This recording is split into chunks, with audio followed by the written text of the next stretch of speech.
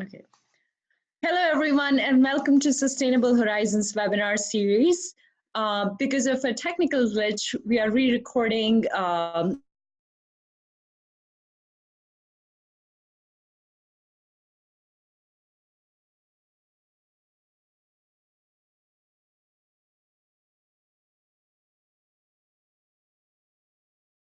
near and dear to my heart, but announcements to make regarding the duration and structure of the webinar. The webinar is about an hour long, and we welcome questions from our participants during and after the webinar. You can put your questions in the chat, and at various times during the talk, I'll ask the speaker these questions on your behalf. If you have any questions that is difficult to write in the chat, please choose the option to raise your hand in the menu that you see at the bottom of your screen. And time permitting, we will give you a chance to ask the questions directly. Additionally, our speaker, Dr. Jeremy Melvin, will be available for about 15-20 minutes after the webinar to answer any further questions that you may have. You can also send him follow-up questions via email. His email ID is jmelvin@ics.utexas.edu, and it can be accessed either via his GitHub profile that we provided you in the email, or by Googling his name and institute. A recorded version of the webinar will also be available via our YouTube channel, the link to which will be sent by a follow-up email. So please do make sure that you're signed up for our SHI email list. We would love to hear from you, so please do fill out our feedback form at the end of the session. It's a short questionnaire, and most of the questions are multiple choice questions, so it shouldn't take you more than a couple of minutes to answer, and we would really appreciate you filling it out. So please do fill out the questionnaire. Also, if you or someone you know is interested in giving a webinar on topics that align with our interests, so that could be anything related to STEM fields, anything computational or even non-computational field would be great. Please do let us know. We are always looking for great speakers. Again, more information on this in the follow-up email. For those of you just joining, please welcome. We'll start with the webinar shortly. As you all know, the topic of today's webinar is a practical introduction to debugging, and we are privileged to have Dr. Jeremy Melvin, who's a postdoc at the Institute for Computational Engineering and Sciences at UT Austin. His background is in computational fluid dynamics, where he works on turbulence modeling and complex engineering problems. He obtained his PhD from Stony Brook University in applied mathematics and statistics. He's a self-taught programmer like many of us, and through his extensive experience in using community codes to carry out his research, he has been able to devise a systematic approach in dealing with bugs and crashes. And today, he'll be sharing some of those tips and tools with us. Without any further delay, allow me to present Dr. Jeremy Melvin, our speaker for today. Thank you. All right, well, thank you very much, Pooja. I appreciate that very nice introduction there. So as Pooja was saying, I'm going to talk to you guys about debugging here today. And what I really want to do is first give you a little bit of an overview on some concepts that are relevant to debugging, but then actually work through some examples with you. I have some examples up on my GitHub for the repo for this. Here is the link to it right here on my title slide here. So for those of you that want to follow along at home, you should be able to interactively walk through these examples that we end up working through here with me directly. There's also my slides on this repo, as well as some additional tools and instructions as well. So please visit that repo if you do get a chance.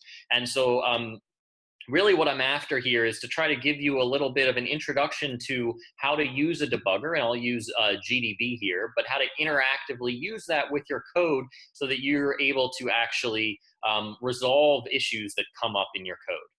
And I work in a STEM field, and most of you probably do as well. And research in these STEM fields, it tends to increasingly rely on us to utilize computational resources. As we work through this, through our research, right, we are constantly needing to leverage computational resources in order to be able to achieve the goals that we set out. Some examples of some things that I use computational resources for is I write a lot of scripts.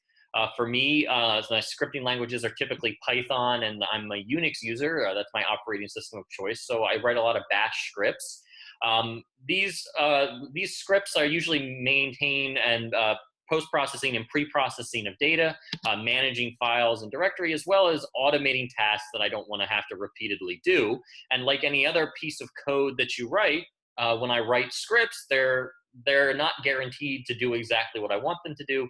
And so I need to have some way to go into them and determine whether or not or if there is an issue, what that is, isolate where that is, and so forth. And that's really the idea behind debugging that we're really trying to get at here today. In addition, I'm a computational scientist. I work a lot with full-scale application codes, community codes, and so forth. And so I write a lot of programs.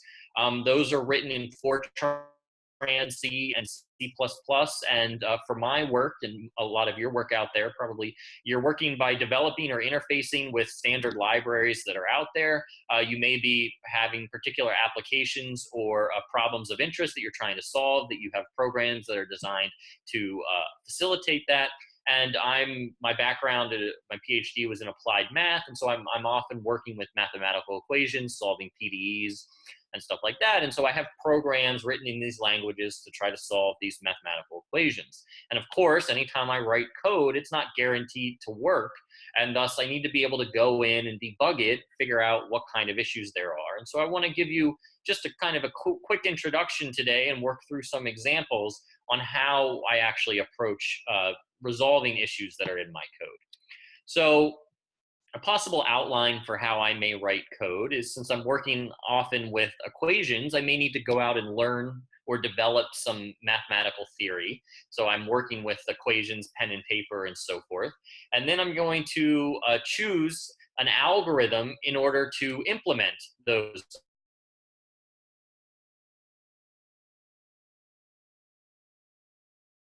And then I'll choose a programming language, and I'll actually implement the code in that programming language.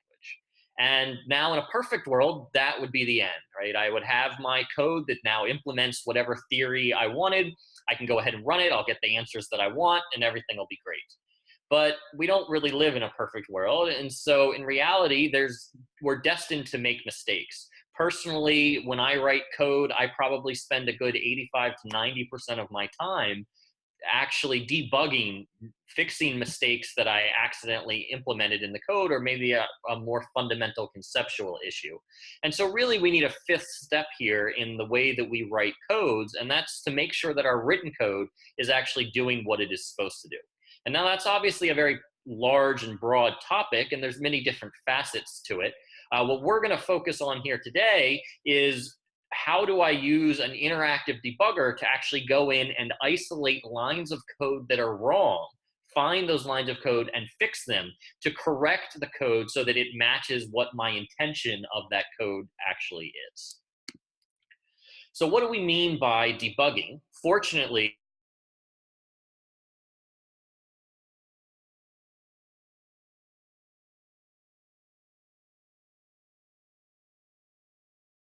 we don't have computer programming, which was working on the Harvard Mark II. And just to give you an idea of what this kind of computer was, this computer weighed over 40,000 pounds. So these were huge machines in rooms dedicated to them. And the Harvard Mark II was malfunctioning, and they were trying to isolate what the problem was. They were going through investigating, and sure enough, they found out it was an actual bug.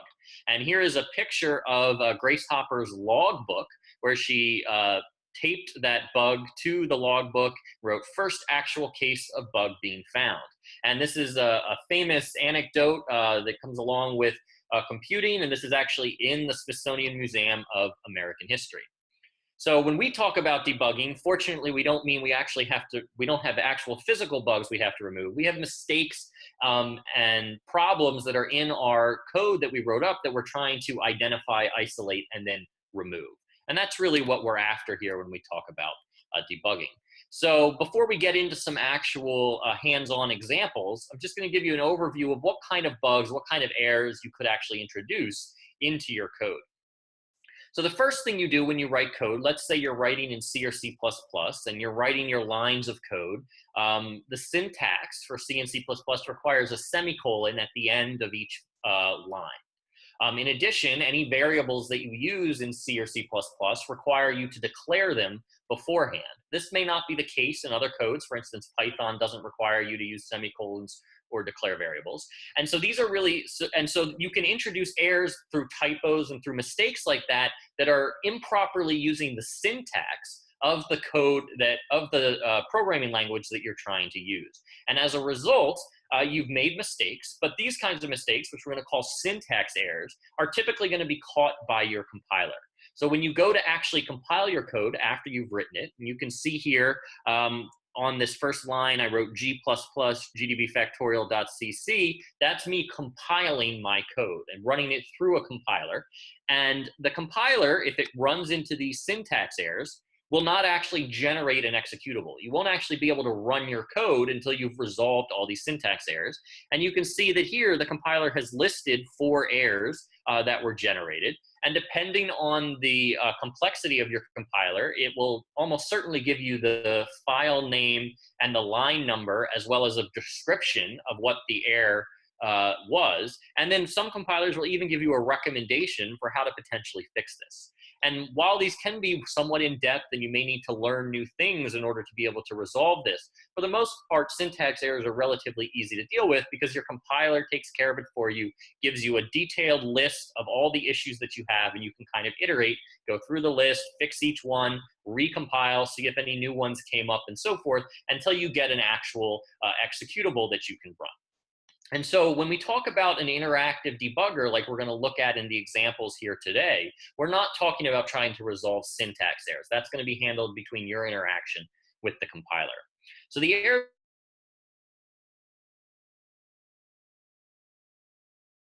you've gotten your code compiled, you've generated an executable, and you go to run your code and it doesn't produce what you wanted it to do. For example, it may crash somewhere in the middle. You may get a segmentation fault. You may get a NaN, a floating point exception, or maybe your code just stops seemingly continue to move forward. Here on the bottom, I've shown a picture of 2 examples of some runtime errors that can occur. I was running one program and it hit a floating point exception. And so that crashed with just that error. And I ran another piece of code here that produced a segmentation fault. A segmentation fault is typically a memory allocation or a memory access error. A floating point exception would be, you were trying to do some invalid operation and so forth. And so you can see that not a lot of information is provided with the crash. It's just a crash, and maybe if I had some print statements in my code, I can get a little bit of a feel for where in my code that crash may happen. So these are really going to be what we're going to be talking about trying to resolve with the debugger and with GDB as we kind of move through the examples here today. So how can we approach these? And when I started out as a graduate student, I didn't have much experience coding, and certainly not anything in using a debugger. And so I typically approach these by using print statements. I would go into my code, I would put a bunch of print statements on different lines, and I would recompile and run it. And then I would try to isolate exactly where in my code, i.e. how many print statements did I get through. That would help me narrow down where the problem was occurring. And maybe I'd then go in and print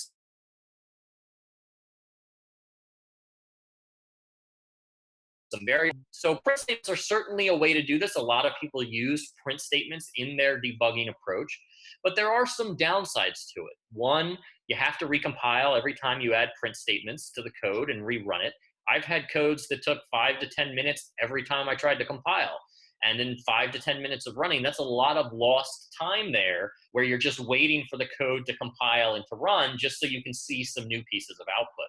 And as your codes become more and more complex and there's more and more data that you're trying to track down and follow, you might end up with lots and lots of files, lots and lots of print statements, and then you might need to write additional scripts outside of that to process that data, to learn about. And so print statements can quickly become more than you can manage. And so instead, the way that I like to try to approach these things now that I have experience with an interactive debugger like GDB is I can actually fire up GDB, go into the code, and examine things as they happen interactively. I can interact with my code, see what it's doing on a line-by-line basis, and get a much better feel for what's going on without having to worry about adding new print statements, recompiling, and all that stuff.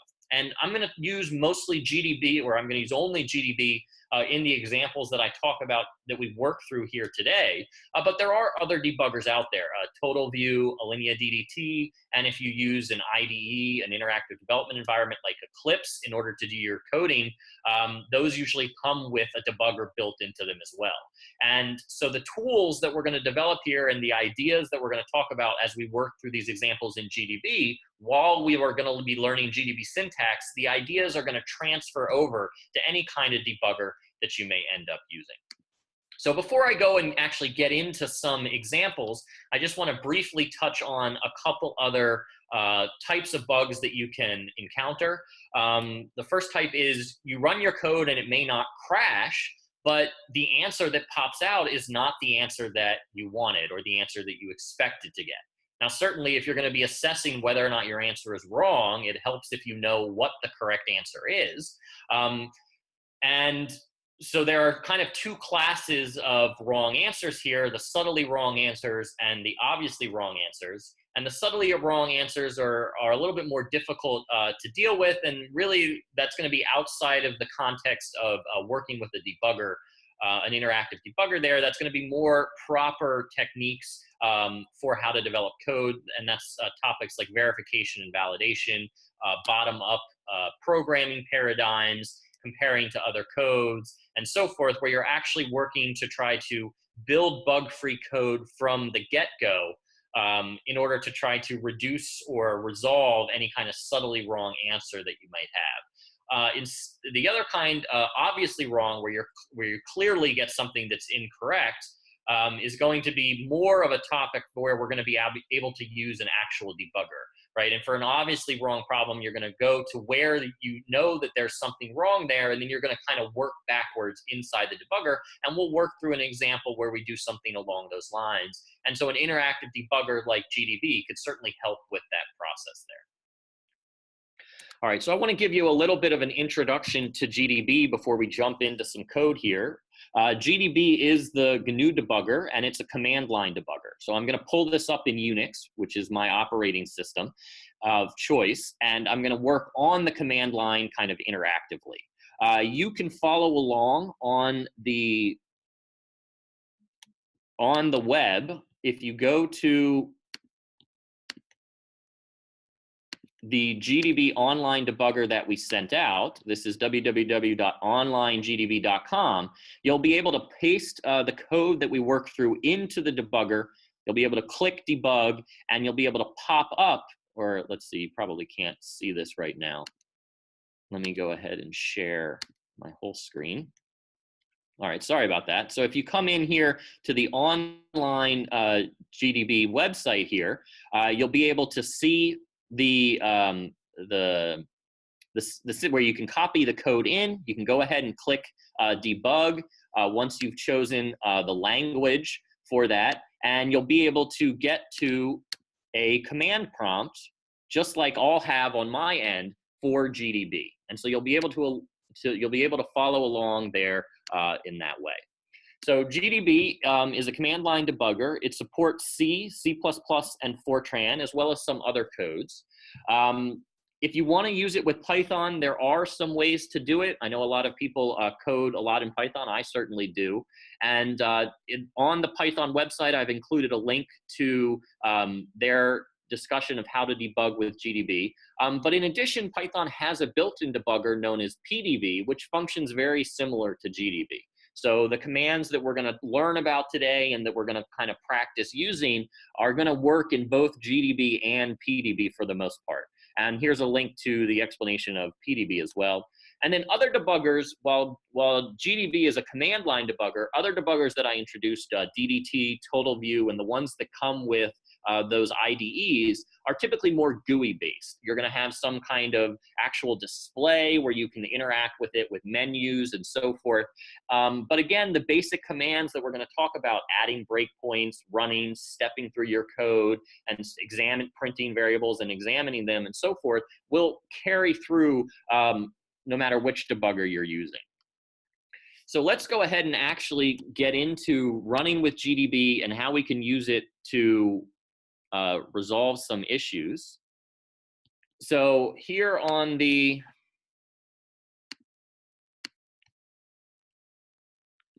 all right, so here on the right side of my screen, I'm gonna, let me know if you can't see everything. I think that you should be able to see my whole screen there. So over here on the right side of my screen, I've got two terminals pulled up. On the bottom, I'm gonna pull up GDB. So I'm in my clone directory that I cloned off of my GitHub repository.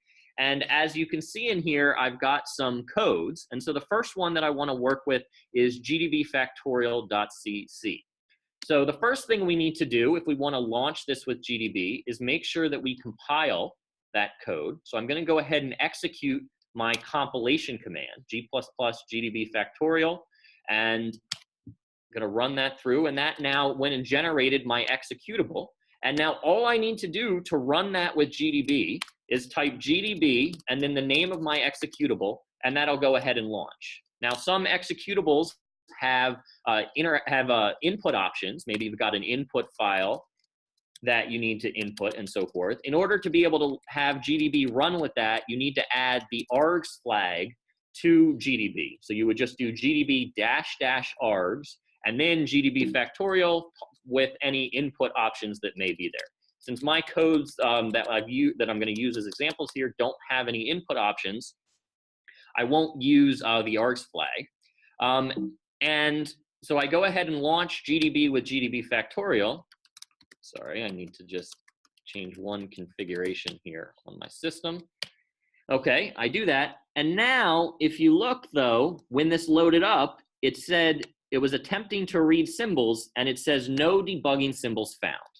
So this is here in my slide, important, the first step. When you compile your code, you need to make sure that you compile with the debug flags, or else when you go ahead and launch it up in the debugger, you're going to get no debugging symbols found. GDB is not going to be able to talk to your code, and thus, as a result, you're not going to be able to use GDB effectively.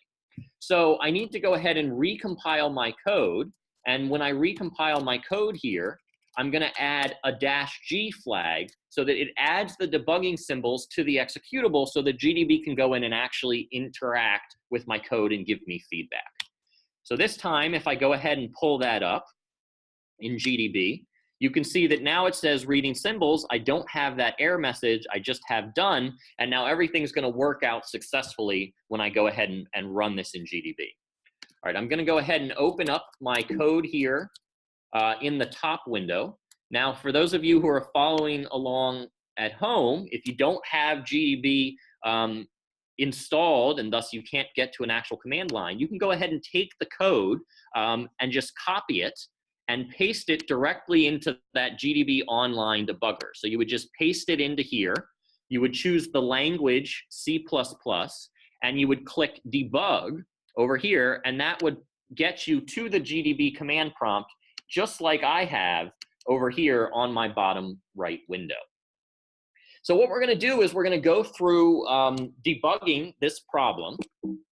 So you can see that if I were to try to just run this code directly, this GDB factorial executable that I've created, I enter 5, and it tells me 5 factorial is 0. So the code here, GDB factorial, is really a code that all it does is calculate a factorial for an integer that you input.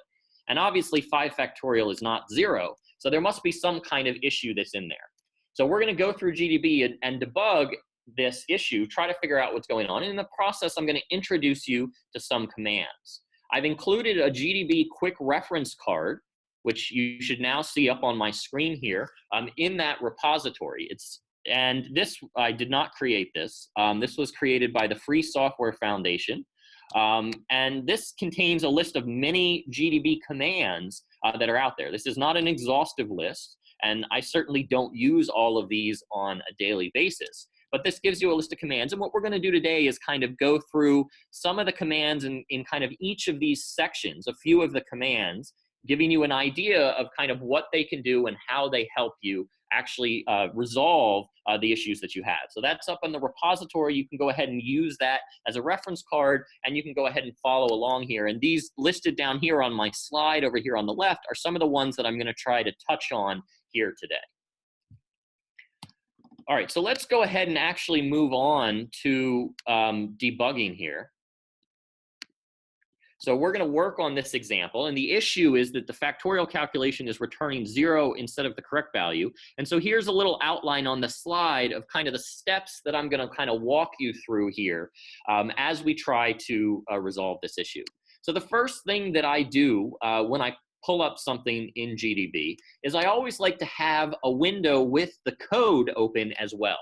It's going to allow me to identify where I want to put breakpoints, which are going to, and breakpoints are going to basically pause the execution of my code, right? When I ran it through, right? So if I want to run my command, if I want to run my program in GDB, I would use the command run. So if I just go into GDB and I just type the command run, it'll execute my code. As you can see, it's now prompting me for the integer. I enter 5. It tells me the error. It gives me the solution that's wrong, 5 factorial 0, but it just runs through from start to finish. And since we want to be able to investigate what's going on and actually interact with our code, we don't want to just run it through start to finish. We want to put a breakpoint in our code so that it pauses the execution somewhere so that we can investigate what the code is currently looking at that point in time so that we can understand where the issue arises from. So it helps to have a little bit of a feeling for what your code is doing. Now, if you've written your code yourself, this may be a helpful.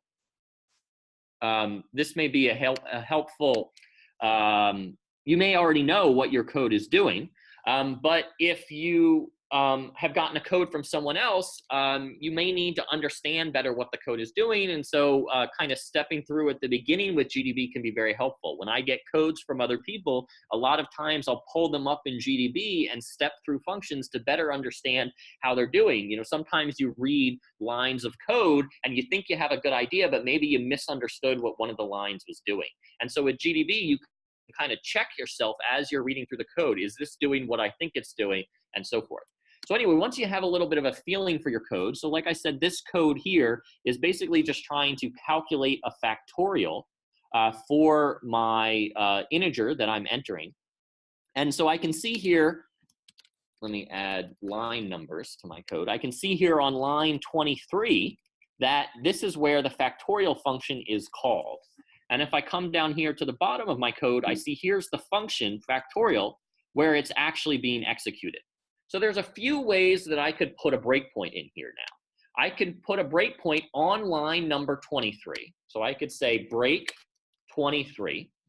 That would put a pause on line 23 in my execution, such that when the code reached line 23, GDB would pause the execution and would wait for me to tell it whether or not I wanted to continue or to investigate things before it proceeded to move through the code here.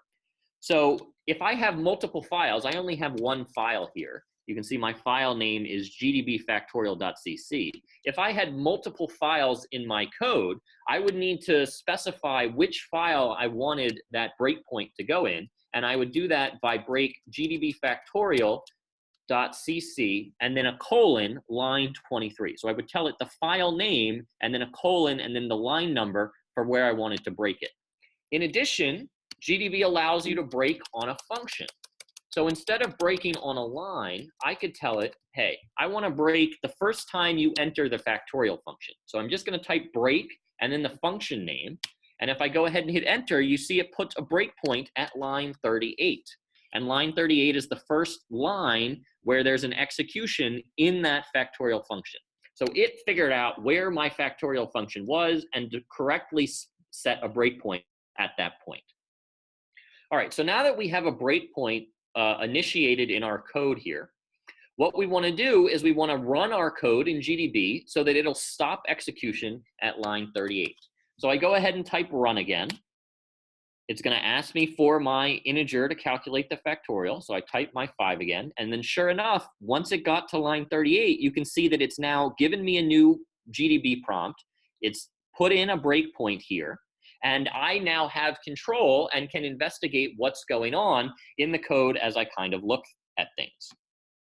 So now I've broken on line 38. And so now I can take a little bit of an overview look as to what my factorial function is doing here. The input, right, when I have a function, right, if I know that the output is going to be bad, I know that what comes out of this function, what should be 5 factorial, is really coming out as 0. So I know my output's bad. So that really leaves 2 possibilities as to what could be going on here. Either I could end up, either my input is bad, I have bad stuff coming in, and since my input is only n, that would mean my n is bad, or there's an issue somewhere in the syntax here where I'm getting an incorrect, where I'm doing something that I didn't intend to do, and that's resulting in a bad result, in the function producing an incorrect result. So the first thing I should do, since I know that this function is to isolate whether or not the problem is in my actual code here, or if the problem is in my input. So to investigate my inputs, yes. I just wanted to interject. So one of the people had a question about, and I think it might be useful for everyone else too. So Drew had a question about breaking at a particular line. So his question was, when we break at any particular line, does it execute that line or stops before that line? Very, very good question. Yes, it stops before the execution of that line. So what it's showing us here, line 38, long result 1, that's telling us that if we were to continue, that would be the next line that it would execute. If we were to move through the code. So it has not executed that line yet. It's resting on that line, waiting for our instruction. Okay, any other questions so far? I'm going to assume by the silence that means no. So I'll go ahead. Yeah, no questions so far. I'll go ahead and pick up from there. So we've broken on line 38. We're now going to try to isolate whether or not our input is bad or the result of the function iterating is the actual problem. So to do that, I want to see what is the input that's come in. I can see the arguments to my function that is only n. So I'm going to go ahead and print n. If I use the print command in GDB, that's going to tell me, so I print n, and you can see that I get the result as 5. That's telling me that currently, at this particular moment in the code, the value of the variable n is 5. Since that is the proper input, we are trying to calculate 5 factorial, that seems like it's working correctly. And thus that would tell us that the problem seems to be somewhere in the iteration of this actual factorial function. So we've isolated that the input is not bad, and so we've narrowed down our problem to somewhere in this small function factorial. And really that's what I'm trying to do when I pull up my debugger, is I'm trying to isolate the location in the code in as few lines as possible, and hopefully just one particular line eventually. I want to isolate what line is actually causing my problem.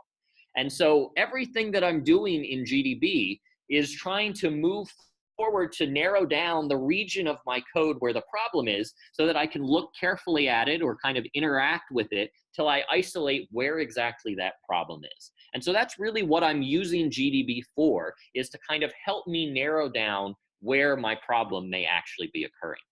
Okay, so I have another question. So the person is asking that, normally in GDB, you would break, if you were to break at a certain line, you would specify the file name, colon, and then whatever the function name or the line number is. But you don't seem to be doing that here. So could you please comment on that? Yes, okay. So when you have a code that has multiple files, you need to tell GDB which file you're trying to do things in before you go ahead and before it. So if I were to just enter line 38, if I were to just enter a breakpoint, break 38, that's going to put a breakpoint at line 38 in whatever current file that I'm in. So if I have multiple files, to differentiate between, if I don't want to necessarily put a breakpoint in the current file that I'm in, I need to specify the file name that I'm in. And if you have functions as well, right, if you're trying to put breakpoints in a function, right, all the breakpoint in a function does is put a breakpoint at the first line number in that particular function in that particular file. So if I already know what line number that I want to break at, I can skip over the function part of it. Or if I don't know what line in that particular function I want to break at, I might just specify the function. But really what that comes down to is the syntax for how we do that breakpoint is really a function of whether or not we have multiple files in our code, or whether or not we're trying to put breakpoints in files that are not the current file that our code is currently paused at, right? So since my code is currently at gdbfactorial.cc line 38, any breakpoint that I enter, if all I enter is the line number, is going to automatically put a breakpoint into the file that I'm currently at. And so that's why the syntax may be different under different scenarios, depending on how many different files you may have. Okay, I'll go ahead and pick up from there. So what we were talking about was that we had checked the input, and the input looked correct. And so now we want to isolate where the issue is somewhere in our function here. So if I do a quick overview of what my function is doing, it's going to loop down, and it's going to take the n value, which it's going to change as it moves through the while loop, and multiply that by what's currently in result. And so result is going to maintain a running product of my factorial calculation. So it would be helpful as I move through this code here, and we're going to go ahead and move through this code line by line. As I move through this code here, it would be helpful if I would be able to see what's in result and what's in n after each command has been executed. Instead of having to type print every time after I've moved to the next line, I can use the display command in GDB. I can display n, and I can display result, and that'll leave those two variables fixed to my screen every time I move on to the next line, so that I don't have to keep writing print as I move forward. And those will dynamically update for the current value of those variables as the code is concerned at that particular point of execution in my code. So now that I have my variables display, I'm currently here on line 38, and I want to go ahead and move through this function here, and I want to step through line by line so that I can understand what's happening as we kind of progress. And so this is another benefit of GDB. I can now go through line by line and actually see what my code is doing and figure out where that diverges from what I think it should be doing. So how do I step through the code? Well, there's two kind of main commands that we're going to use for that. There's the step command, and there's the next command. So if I want to stay within my function, or I want to stay, if I want to stay within my function, I'm going to use the next command. The next command will move me to the next line. So it'll basically execute whatever line I'm currently looking at, where my execution is currently paused. It'll execute that line, move to the next line, and wait for my next command before executing the next line. So the next command will just execute line 38 here. The step command, on the other hand, will not restrict yourself to staying within this function. If there was another function call somewhere in this factorial function, if this factorial function called a multiplication command, for example, a multiplication function, if I was using the step command, when it got to that function call, it would step into that actual function itself.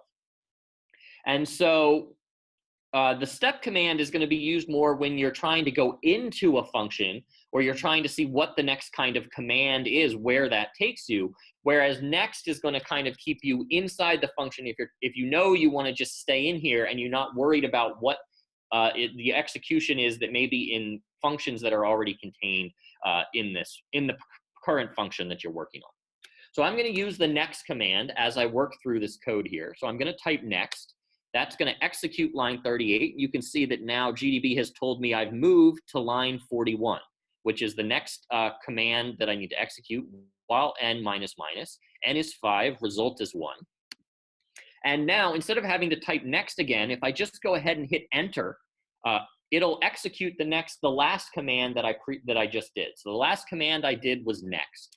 So if I hit enter again, without having to enter next again, it just re-enters the previous command, which in this case was next, and so goes ahead and moves me on. And so now I'm just going to kind of step through the code line by line here. So we're going to kind of iterate through this loop as we run down, and I'm going to take an overview of what GDB is doing. So I'm going to do a couple executions here of next, and I can see that what it did was it took 1, which was in result, and multiplied by n, which is 4. That produced 4. Then it changed n to 3, multiplied by n, and produced 12.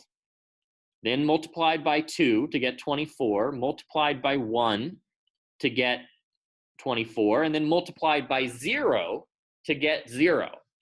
So now by stepping through my code, I'm able to see where the issue is. Because of the way I've specified this, because I'm subtracting 1 from the n immediately upon entering the while loop, instead of taking 5 times 4 times 3 times 2 times 1 like I would want for a factorial, I've actually done 4 times 3 times 2 times 1 times 0, and thus I've ended up with 0.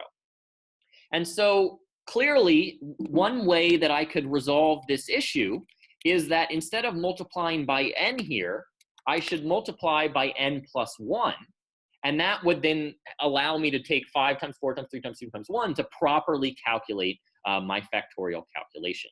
So GDB has shown me, by using GDB, I've been able to isolate where the problem is. I've been able to step through the code so that I could understand what the code was doing and figured out where that diverged from my logic of what the code should be doing here, since I understand what the code is attempting to do.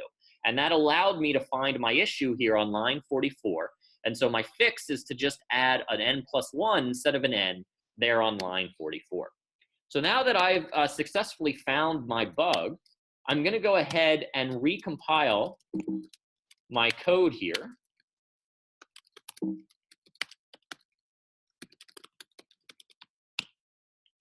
And now I've recompiled my code. I don't need to relaunch GDB. If I go ahead and just restart GDB by typing run, it's going to go ahead and restart my program. I can click yes, and it's not going to, if we can see here, it says at the top that the GDB factorial has changed. It's rereading symbols. So I can go ahead and compile my code in another window, or if I had a make file, I could even execute the make command directly in GDB. And that will rebuild. So once I've rebuilt my executable, I don't need to close out and relaunch GDB. I can just go ahead and restart it by typing run. And the benefit of that will be that all the commands that I've executed in GDB, for instance, the breakpoints that I had, will all be carried over from my last instance. If I had closed GDB and reopened it, all those breakpoints and things that I may have done, all the displays and so forth, those would have all canceled out as a result of closing and reopening GDB. And so it can be beneficial when you're trying to test whether or not your issue is resolved after making a fix. You just recompile in a separate window, and then you go ahead and rerun the code here in GDB. So since I had a breakpoint that existed there, it went ahead and broke at that point. So I'm going to type continue. Continue is a command, and we'll touch on this a little bit more in the next example.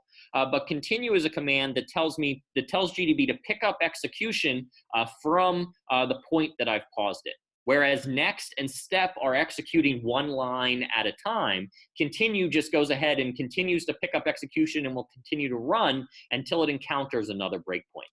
So since I don't have any more breakpoints in this code, the continue here should allow my code to finish. And sure enough, if I continue, I can see that 5 factorial is now returning 120 as it should.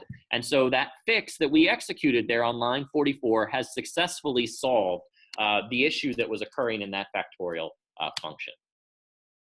So that pretty much wraps up this first interactive example here. Just to reiterate kind of what I'm doing when I try to use GDB is I'm launching the code in GDB and I'm maneuvering around. So hopefully from this example, you picked up a few kind of introductory commands that are going to be commonly used when you're using a debugger.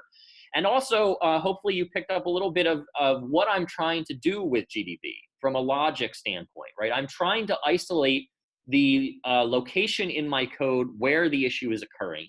And the way that I'm using GDB is by examining variables and kind of stepping through areas where I've narrowed down the problem in my code so that I can understand how my code is interacting, and I'm comparing that to my intuition or my logic for what that particular function is supposed to be doing, and I figure out where those diverge. Sometimes this takes me kind of mapping out by hand what the function is actually supposed to be doing for these things. So I'll do things by hand, or I'll do things in another computer code, and then I'll compare to what the output is in my actual code via examination of variables through GDB as I kind of step through line by line. But I'm trying to isolate, where does the code do something different than my logic says should be being done there. And so really, right, my steps with GDB are to, one, isolate in as few lines as possible where the issue is occurring, and then to kind of work through those lines one by one and compare them to my intuition for what's going on. All right, so Pooja, are there any questions before we move on to the next example? Yes, there's a couple of really good questions. So one of the questions is, how does the debugger differentiate between the global variables and local variables? So kind of like the scope of the variables. So how does GDB figure out the scope of the variables? Okay, so I don't have too many super complicated examples here. But what GDB is going to do is it's going to give me the variables that are currently in scope. So if I'm trying to look at the variables in my current scope, I can go ahead and just print or display those, and those are going to be available. Global variables, since they're going to be always in scope, are going to be accessible wherever you are in your code. But let's say that you're in one function, you step into another function, and you're examining variables there, and now so you're examining variables in the current scope function that you're in, and now you want to go ahead and see what variables are in the prior function that called what you were doing here. So if I go into my code here and break on factorial, so I'm now in the factorial function, I can enter a command called backtrace. When I enter the backtrace command, that tells me what is the path that the code took to get to the current point in the code that I'm in. So you can see that the current frame, so these are frames. So what the backtrace does, we call these frames. So the current frame, the 0 frame, is inside the GDB factorial, is inside the factorial function. And frame 1 is the main function, line 23, which was where that command to call factorial was executed. So I could go ahead and examine, I don't think I have any other variables up here, unfortunately, but I could go ahead and print the n variable, because that's available in my current scope in the factorial function. If I had a separate variable defined up in here in main that's not in scope in the factorial that I wanted to be able to investigate, I could change my frame in GDB using the frame command. I could tell it that I want to move up to the main function. I want to go to frame 1. So I figure out what number it is, and I type frame 1. And that will change my current view to when that command was executed in the previous function. So on line 23. And now I'm in scope in the main function. And so any variables that may have been in scope there that were not in scope in the factorial function, I could now investigate as well. And I could see what they looked like at the point where line 23 was called. And then again, for global variables should be available no matter where you are in the code. For C and C++, if you use Fortran and you use modules, you need to be, and you want to be able to display variables through Fortran, you're going to print with the module name, colon, and then the variable name. And that would be the way that you could view things that are in scope in other modules in Fortran. That is not something that we have here in C. So hopefully that answered your question. Pooja, what was the next one? Okay, so the next question was, so just to comment on what you just described. So basically, wherever you broke in the code, whatever was backtraced up till that point, you could go to any point in the code that led to that function call. Yes, Okay. you can use a backtrace to go back to any frame that led to the current point that you are. Right. Okay. Yes. All right. So another question is regarding the parallel programming with debugging parallel programs with MPI. I know you're going to touch on it a little bit in the extra time, but so Justin wanted to ask if in case of a parallel code with MPI, does GDB have syntax to handle the parallel logic developed within MPI? Okay, so yes and no. So you can use GDB in parallel. Here on my last slide, I have a command for how to execute GDB over a parallel program. Now, GDB is not really designed for parallel. It's going to attach to each process. There are better debuggers out there, Alinea and TotalView, that are going to be more appropriate for parallel, that can manage things a little bit better. But I have used GDB. GDB is my debugger of choice, and I have used it for parallel programs.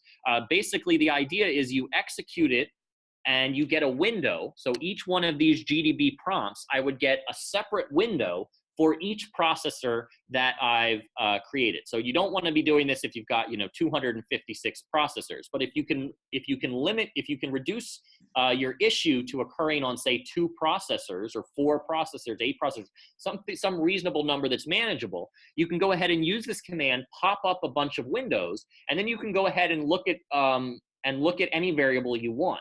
So the way MPI works, right, is it takes variables and it communicates them over to another processor. You can look at what was sent, what is being sent out from one processor. You can look at what is being received by another processor, and so forth. I have used this to debug communication issues and so forth in the past. It does take a little bit of kind of maneuvering because you're dealing with multiple windows and so forth, but you can certainly do it, and I have done it before. And if you would like to talk about that a little bit further, since I don't have any examples here for that, please feel free to email me. My email is on the bottom of the last slide here, and I can try to help you out as best as possible.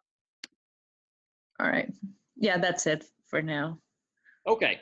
So that's the first example. So in the remaining time, I want to go ahead and move on to the second example, which will give us a few more commands that I actually did here touch on. Will give us a chance to look at a couple other things. So I'm going to go ahead and pull up that second example now. The second example that I want to work on is GDB interpdata.c. That code is designed to basically take, let me open it up for you. And so this is a C code. So if you go ahead and paste that into your online GDB, make sure that you change your language to C before you go ahead and execute that debug to get that command prompt. If I open it up, you can see here at the top of the thing that I have data and a set of locations. So you can think of this as I have a set of points and I have a set of data at that point. And now what I want to do is I want to linear interpolate onto a new set of points, which I'm going to define by having uniformly spaced over the 0 to 1 range, and I want to linearly interpolate them onto those points. And so that's what this function, this code is really going to do here. So let's go ahead and compile this code here.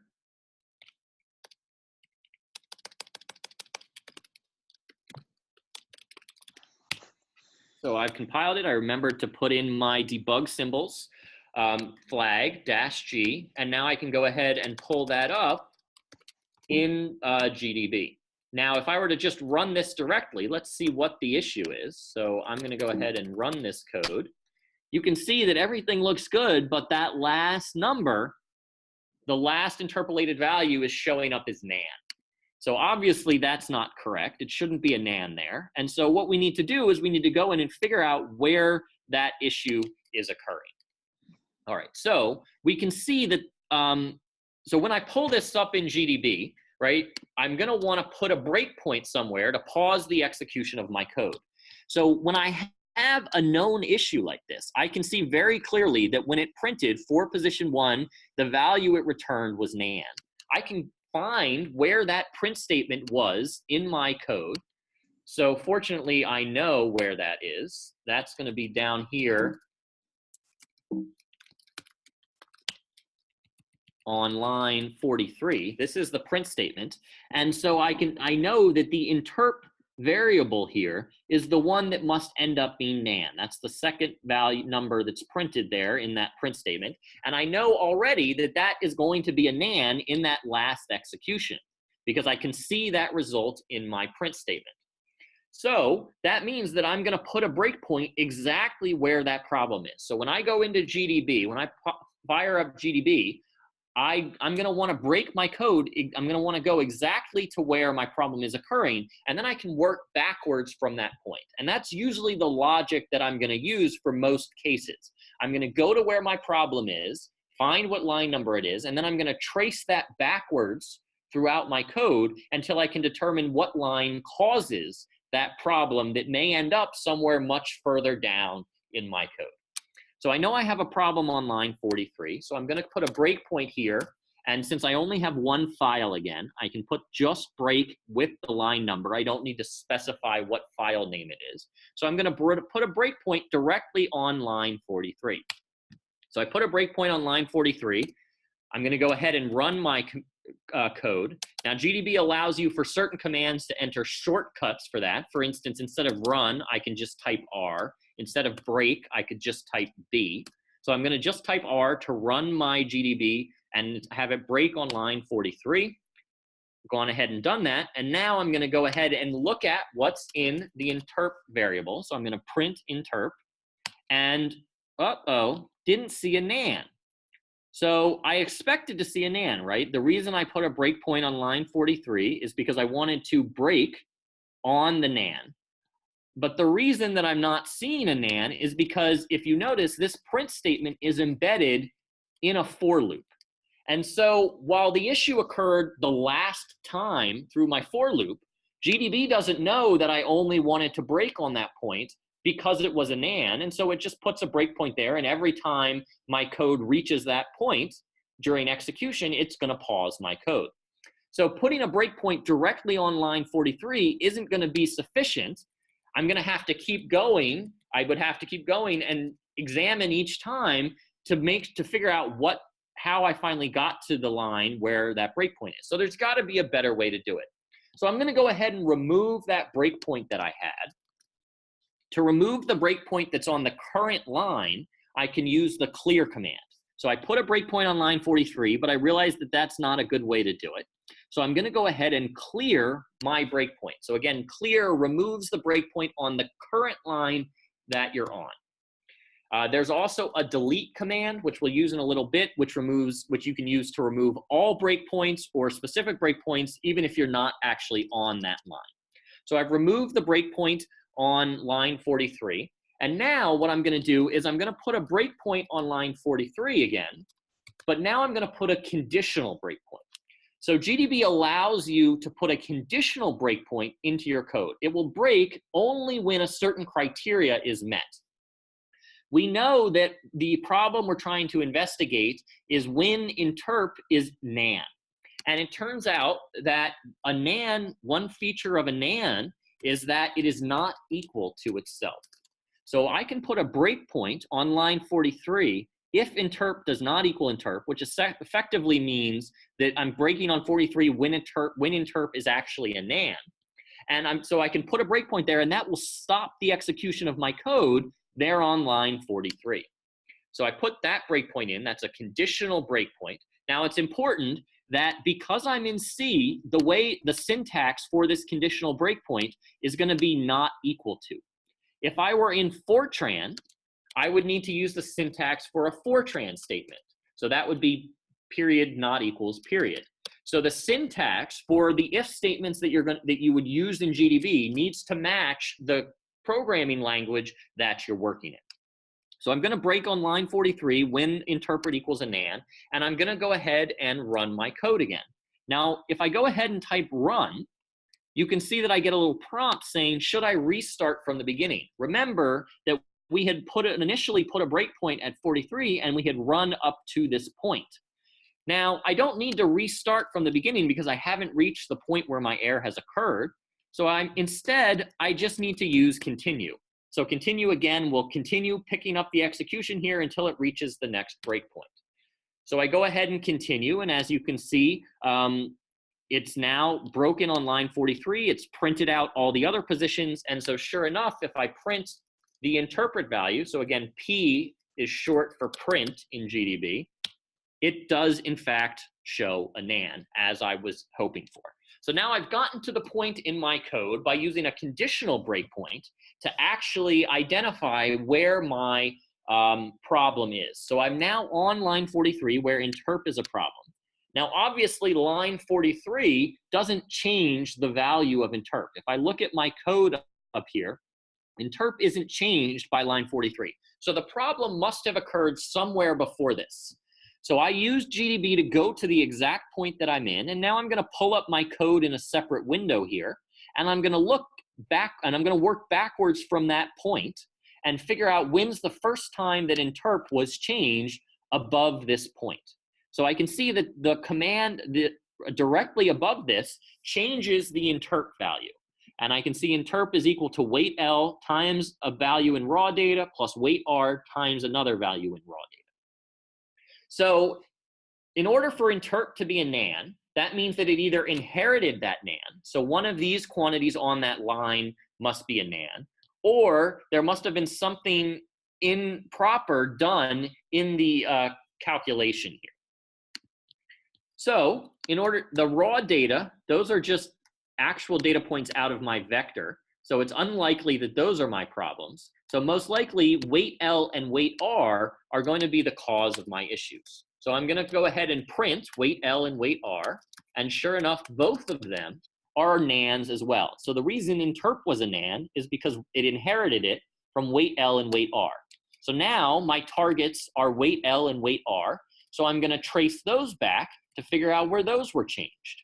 So if I keep going back up my code, I can see here on line 37 and line 38, weight L and weight R were changed.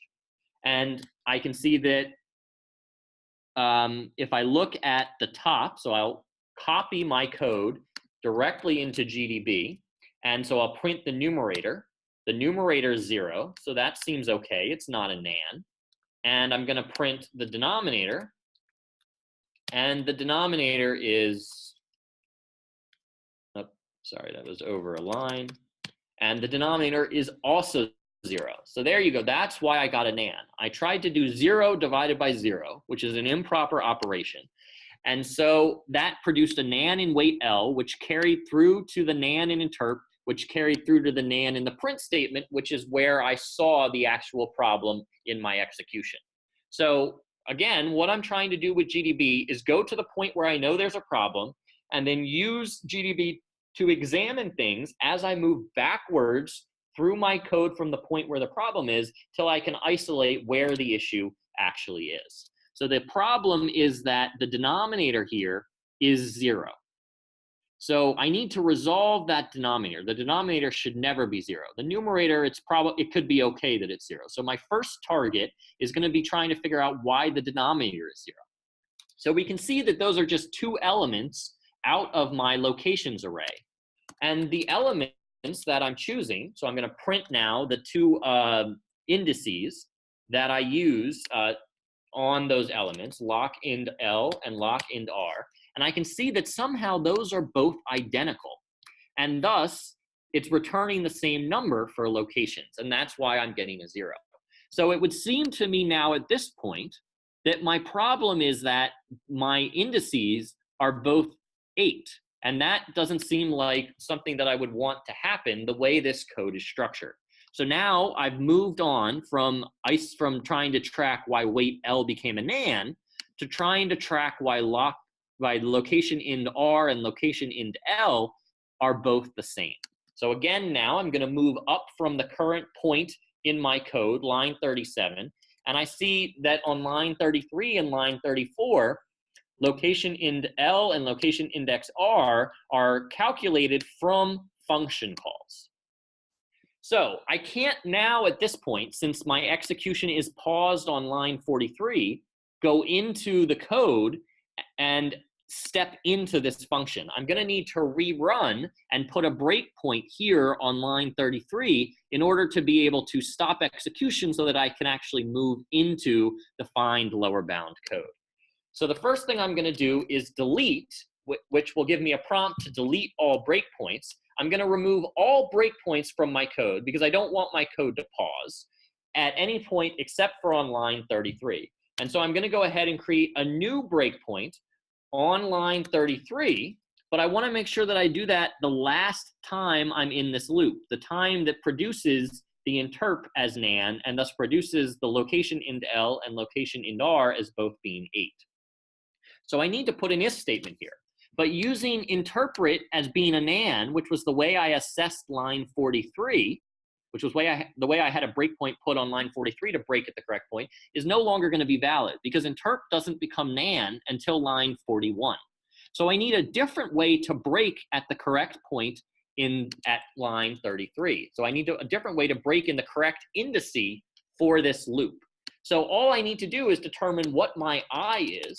So before I restart my code, I can print my I, and that tells me that when I is equal to 10, which makes sense, it was the last time through the loop that this happened, that's the time that I want to put a break statement on line 33. So I'm going to break on line 33 now if I equals 10. And again, remember the syntax here for GDB needs to be the syntax for C.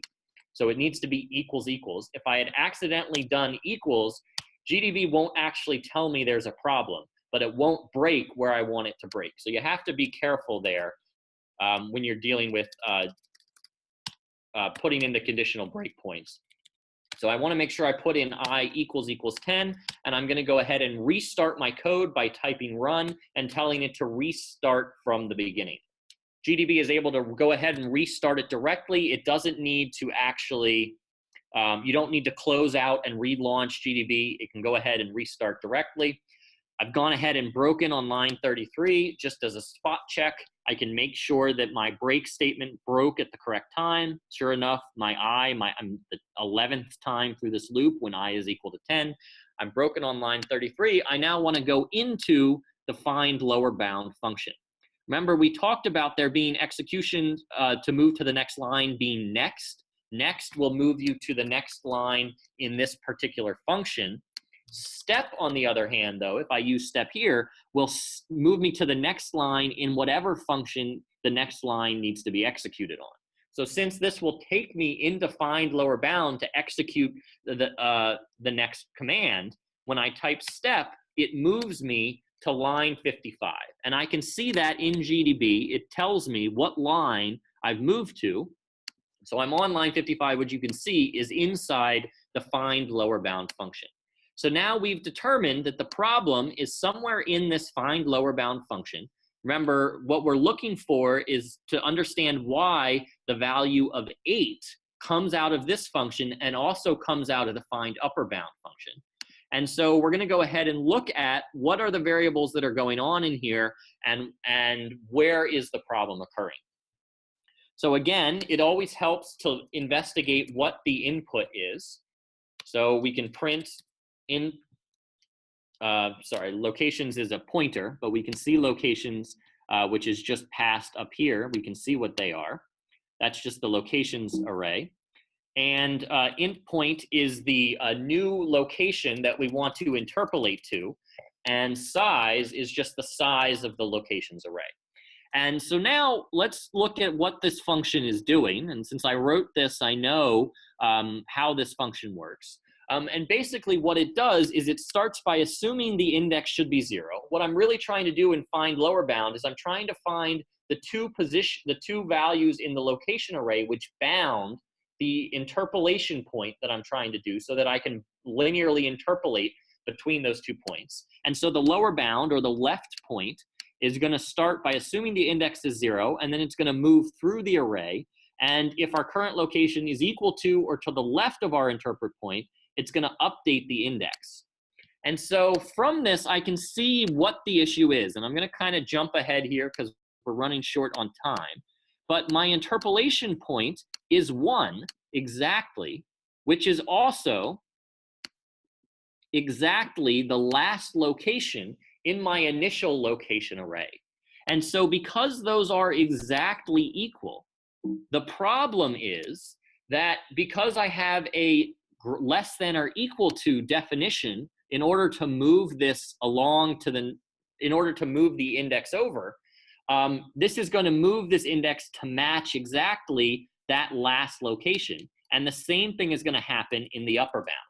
So because my interpolation point exactly matched one of the locations, or the last location specifically, in my array of initial locations, I run into a problem where the way I've written this, both the lower bound and the upper bound will return the same index, and thus I'm going to end up dividing by 0 and getting a NAND.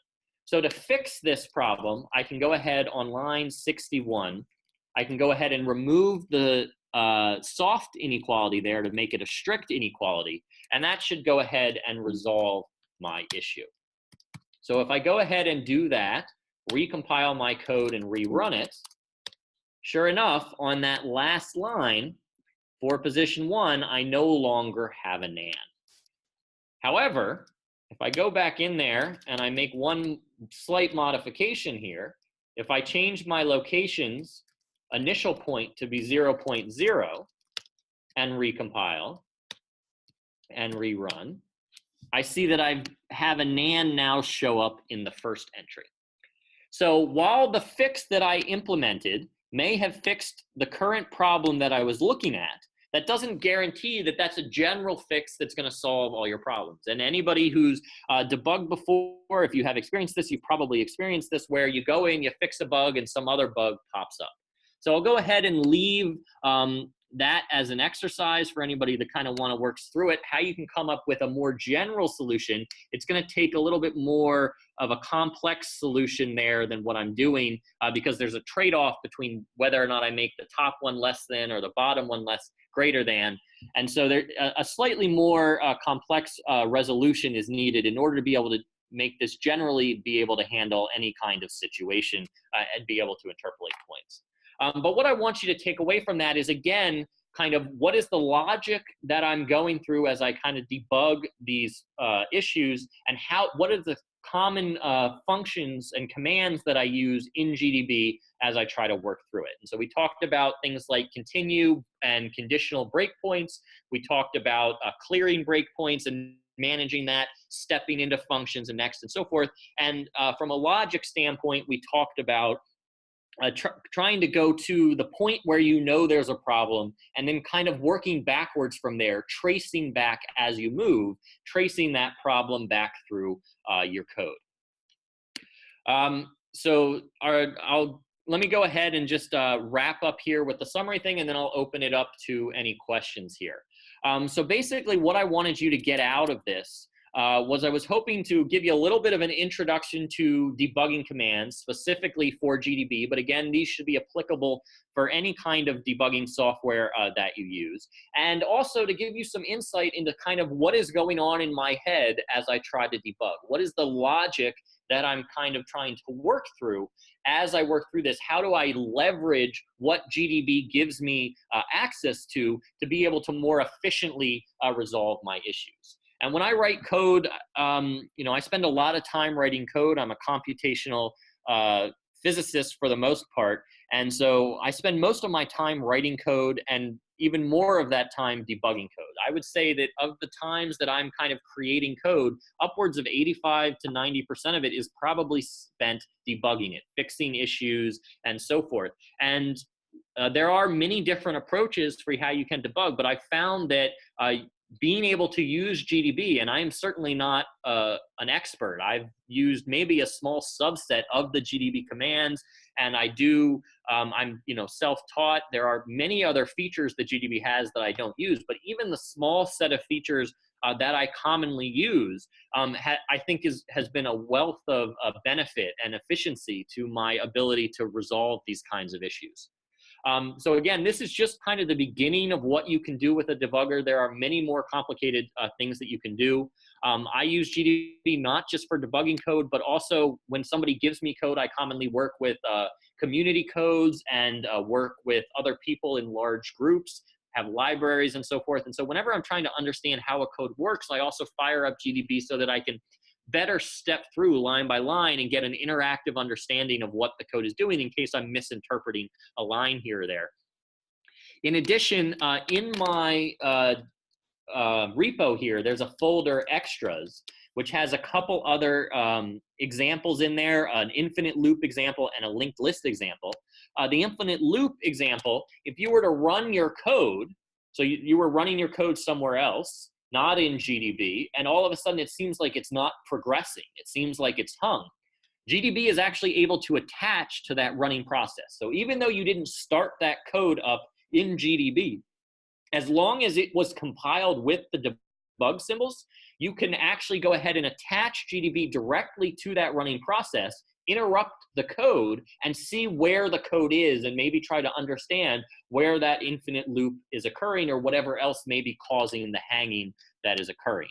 And so GDB infinite loop there will be an example of how you can do that. If you go ahead, I don't have the link here on my slide, sorry, I forgot about that, but if you go ahead and just Google attaching GDB to a running process, it should give you very clear instructions on how to do that. You basically just look up the processor ID and then just execute GDB with that processor ID as well.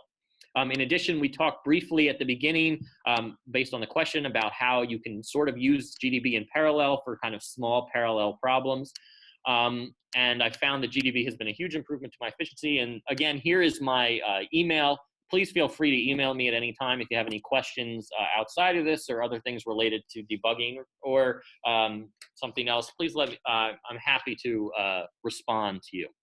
So I'll go ahead and turn this over to Pooja to manage the question and answer session. Sorry if I ran a little long there. Thank you, Jeremy. That was a very good talk. Thank you everyone for participating. So the official part of the web, I'm sorry we were running a little bit late. So now we'll be starting the Q&A session, but if you have to run out to do something else, you're welcome to leave the meeting and everything. But we'll answer a few of the questions that we have, and we'll go over some of the additional stuff. So please stick around in case you have any questions or if you would like to be part of this discussion. And just to interject yes. one thing, just a reminder again, you guys are uploading this to YouTube, correct?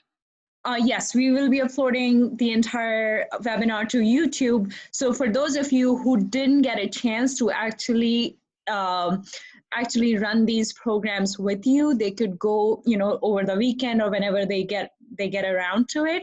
They could run the programs. They can step through the programs as you did, and kind of like follow along using the lectures, and then send out questions to you or to us.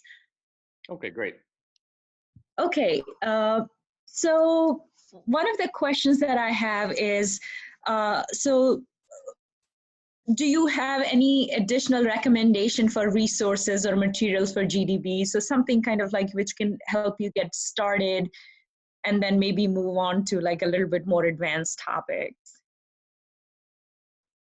Yes, so I don't have links to them here, but most of the way that I kind of got started was Googling for GDB tutorials and stuff like that. If you do that, there are a lot of them out there. There are videos that kind of walk you through. There are classes and so forth. Obviously, this will be up on YouTube. Also, the GDB website itself, which I have linked here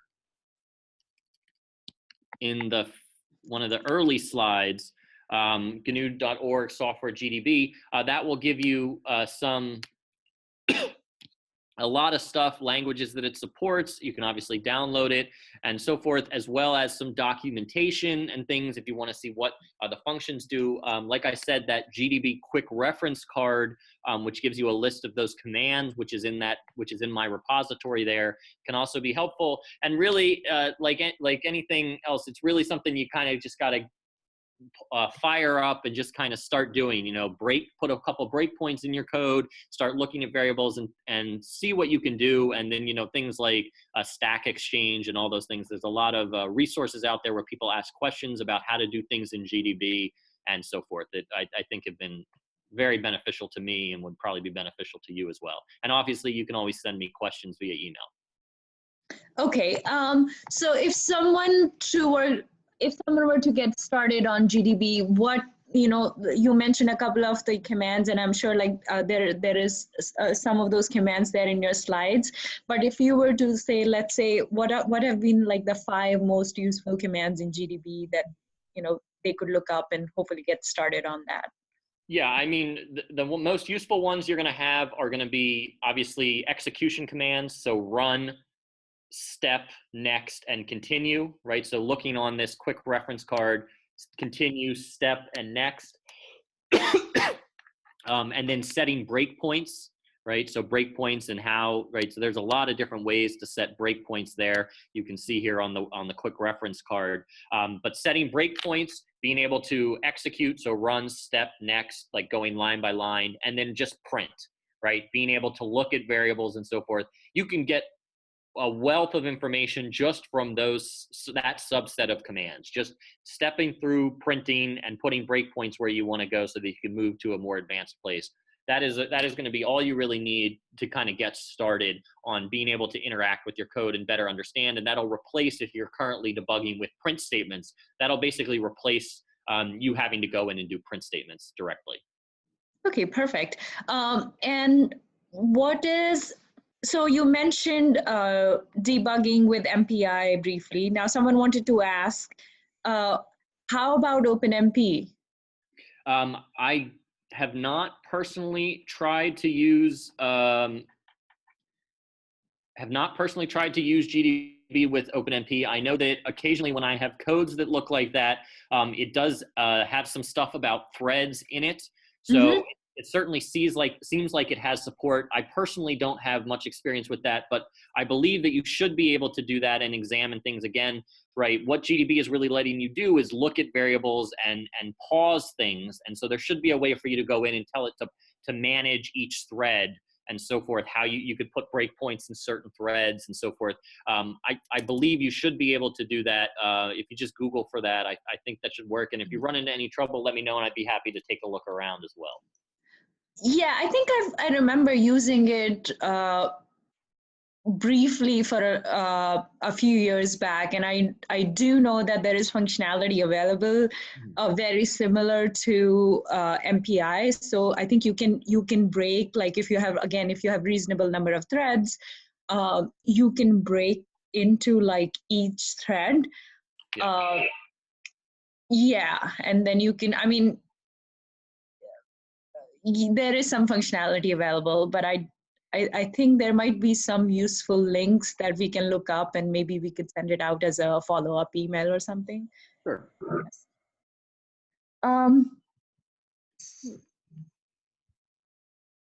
So another question is, can we change variables values during runtime in the debugger?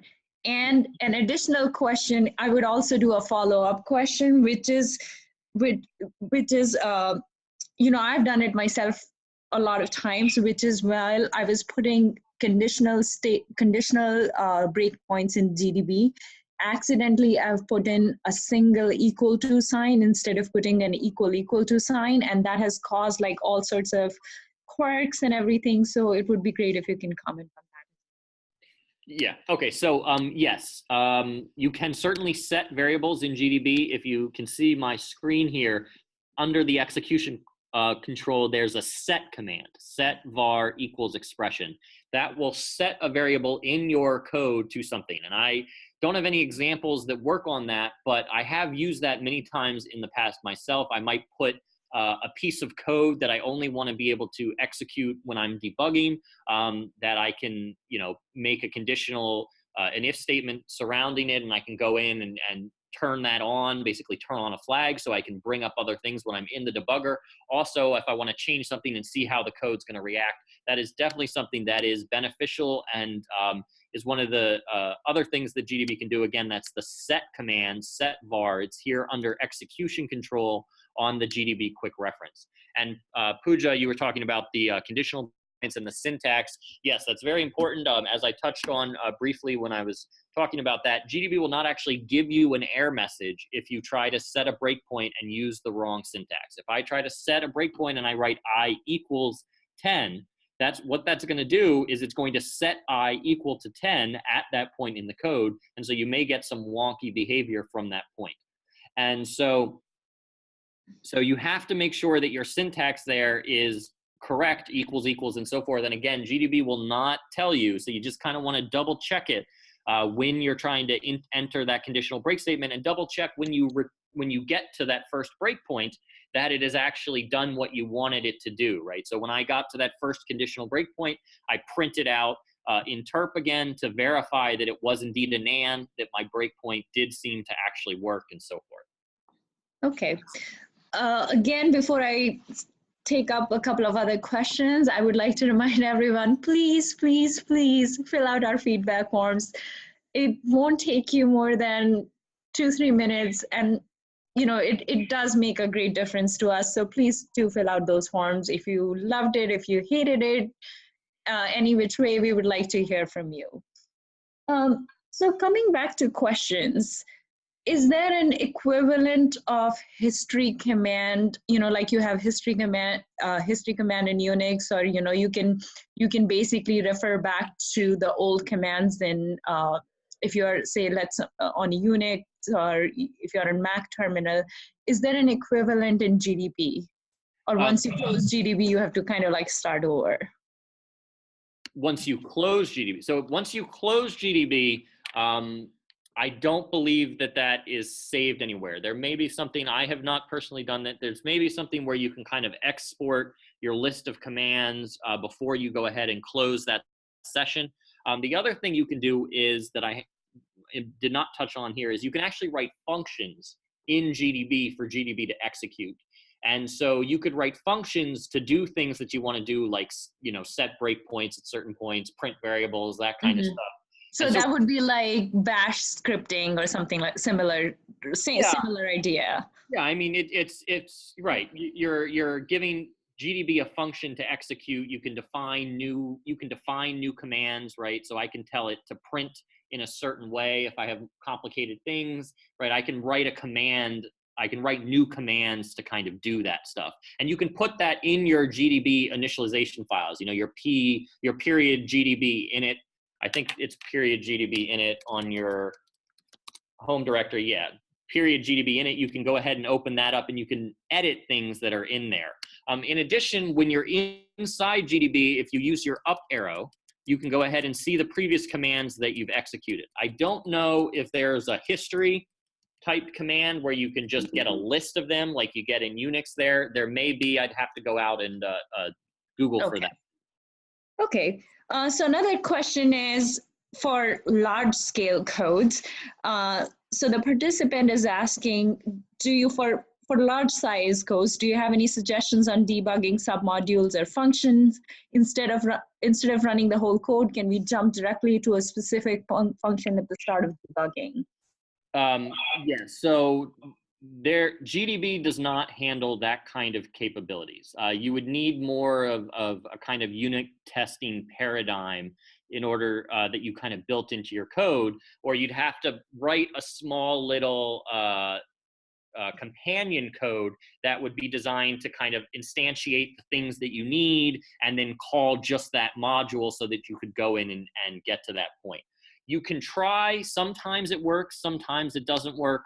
It depends on kind of the layout of your code. You can try when you pull up in GDB, you can try to execute, call commands, or you can try to execute call commands in Fortran, or you can try to add lines in there that are going to try to execute functions and put breakpoints in there. Sometimes that would work, but again, if you don't have the things that are needed to be instantiated in order to be able to get the function or the submodule to work, you will run into issues with that. But there are certainly ways, either through an external unit test or an external kind of companion code, or through trying to get GDB to actually call functions using call commands, or other kinds of ways to do that in GDB, where you can try to, and in certain circumstances, it will allow you to go directly into it if you have enough input and enough things created so that the standalone module will actually work. Okay. So another question that I have is, let's say if someone practiced a couple of examples that you have in your repo and or somewhere from Google, and they sort of like know how to compile with GDB and how to execute, let's say, some simple commands with GDB. Now, how much is it now? The next step is they want to use it for like their research work, and kind of like on bigger codes. So how much on an effort it is from shifting from, let's say, these toy examples to the real deal? So, right, the things that you're going to do are relatively similar, right? You're gonna launch things in GDB. You're gonna set breakpoints. You're gonna print variables. You're gonna kind of step through line by line execution. So from that perspective, I don't think that it's a huge leap. Now, obviously, the complication of the code can add some extra problems there. But if you start small and then try to branch out, think about, all right, what do I want to be able to do?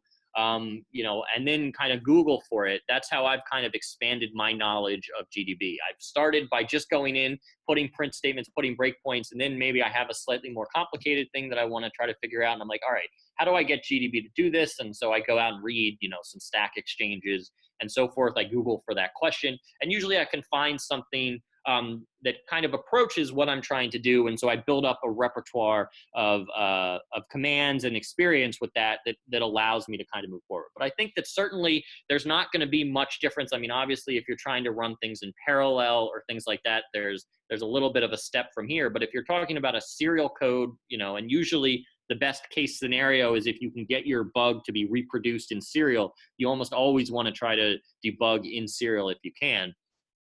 But any kind of, you get to that point, any kind of serial code, you launch it up in GDB, you put a breakpoint, you run to that point, that process is going to be largely similar. Okay, thank you so much. I don't think there is any other questions. So we should probably wrap up now.